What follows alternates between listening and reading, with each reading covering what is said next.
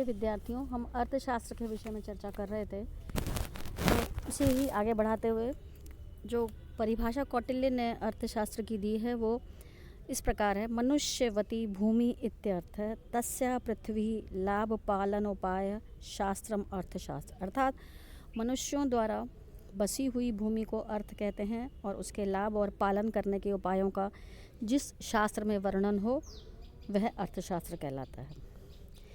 यहाँ यह महत्वपूर्ण है जानना कि अर्थ इस संदर्भ में मनुष्यवती भूमि अर्थात राज्य का बोध कराता है और अर्थशास्त्र राज्य एवं प्रदेशों को प्राप्त करने, उनके रक्षण और पालन करने के विषय से संबंधित शास्त्र था। इस प्रकार अर्थशास्त्र का मुख्य वर्ण्य या मुख्य बिंदु प्रतिपाद्य जो है वो संपत्ति शास्त्र न होकर राजनीति शास्त्र या राजनय हो गया,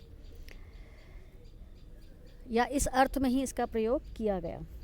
और प्राचीन भारतीय राजनीतिक चिंतन में अर्थशास्त्र अथवा राजनीति शास्त्र को महत्वपूर्ण माना गया है और कौटिल्य राजनीति शास्त्र के अर्थ में दंड नीति नामक एक अन्य शब्द का भी प्रयोग करते हैं। और प्राचीन भारतीय ज्ञान की जिन 4 शाखाओं को अलग विद्याओं के रूप में मान्यता है वो आप जानते हैं कि आन्वीक्षिकी यानी दर्शन और तर्कशास्त्र, त्रयी अर्थात वेद, वार्ता अर्थात संपत्ति शास्त्र और दंड नीति यानी राजनीति। इन 4 विद्याओं में दंड नीति महत्वपूर्ण मानी गई है।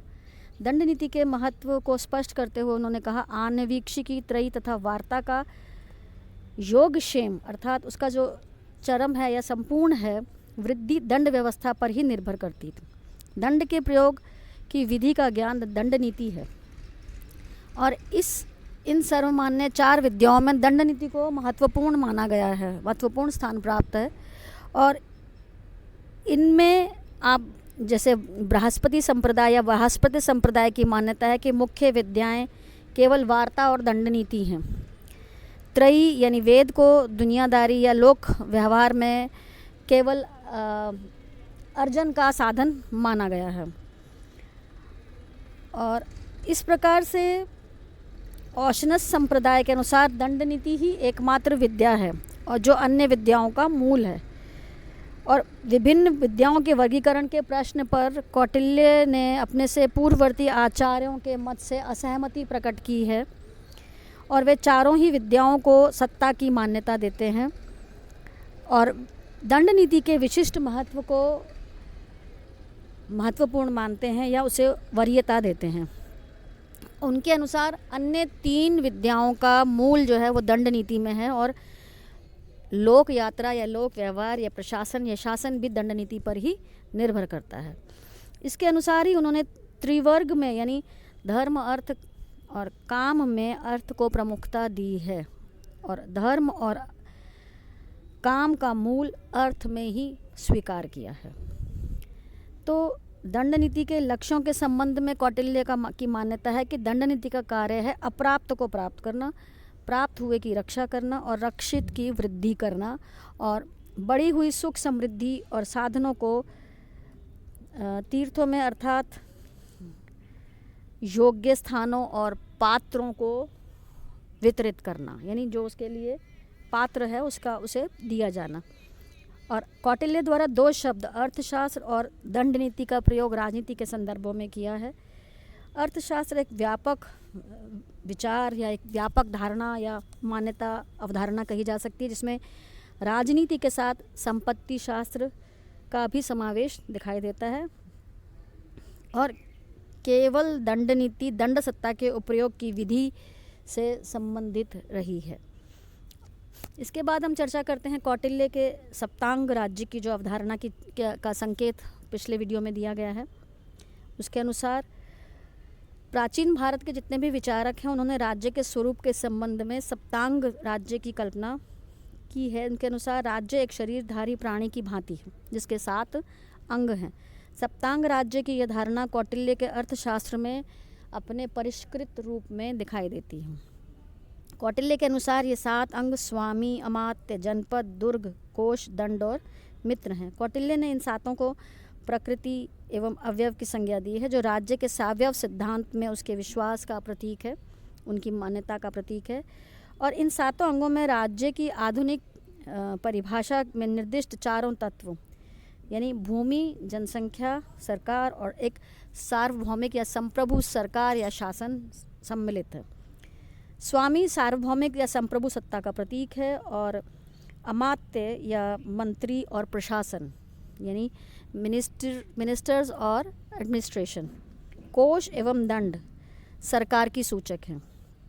जनपद एवं दुर्ग प्रमुख नगर मिलकर भूमि और जनसंख्या के दो तत्वों का संकेत करते हैं। राज्य की सप्तांग परिभाषा के अनुसार मित्र एक अतिरिक्त तत्व है जो राज्य के अंतर्राष्ट्रीय स्वरूप और राजनय और कूटनीति के सिद्धांत या उस दिशा की ओर संकेत करता है, दिखाई देता है। सप्त प्रकृतियों में मित्र का समावेश इस विचार का सूचक है कि राज्य के स्वतंत्र अस्तित्व के लिए मित्र का अस्तित्व जो है वो मित्र राज्य का अस्तित्व अनिवार्य है। तो अर्थशास्त्र में इन सातों प्रकृतियों के सापेक्षिक महत्व पर भी चर्चा की गई है और इस अपने से पूर्ववर्ती आचार्यों जिन्होंने अर्थशास्त्र के विषय पर अपनी लेखनी चलाई है उनके मतों का भी कौटिल्य ने उदाहरण दिए हैं और प्राचीन आचार्यों के इन मतों को कि इन सात प्रकृतियों का जिस क्रम में उल्लेख है उसी वरीयता में उन्होंने महत्व दिया है। सप्तांग की तालिका में जो प्रत्येक उत्तरवर्ती प्रकृति जो है वो अधिक महत्वपूर्ण बनती जाती है और स्वामी अमात्य की अपेक्षा अधिक महत्वपूर्ण है, अमात्य जनपद की अपेक्षा। इसके विपरीत आचार्य भारद्वाज इस मत को स्वीकार नहीं करते। उनकी दृष्टि में स्वामी की अपेक्षा अमात्य का महत्व अधिक है क्योंकि सभी प्रकार के राज्य की नीति का निर्धारण और संपादन अमात्यों द्वारा किया जाता है। लेकिन कौटिल्य भारद्वाज के इस मत का खंडन करते हैं। उनकी दृष्टि में राजा का स्थान सर्वोपरि है क्योंकि अमात्य पुरोहित आदि राजा ही नियुक्त करता है और उनके अनुसार राजा राज्य में कूट स्थानीय होता है और उसी पर राज्य की प्रगति निर्भर होती है। और इस प्रकार से विभिन्न मतों के चलते कौटिल्य के अनुसार संक्षेप में राजा ही राज्य है, राजा ही राज्य है अर्थात राज्यमिति प्रकृति ये कहा गया है।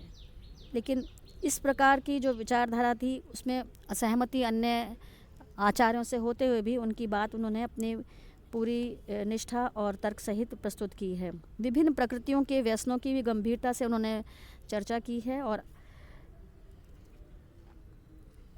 अन्य व्यसनों की अपेक्षा राज्य के स्वामी के व्यसन को वो राज्य के लिए सर्वाधिक हानिकारक या घातक या सबसे बड़ा संकट के रूप में स्वीकार करते हैं।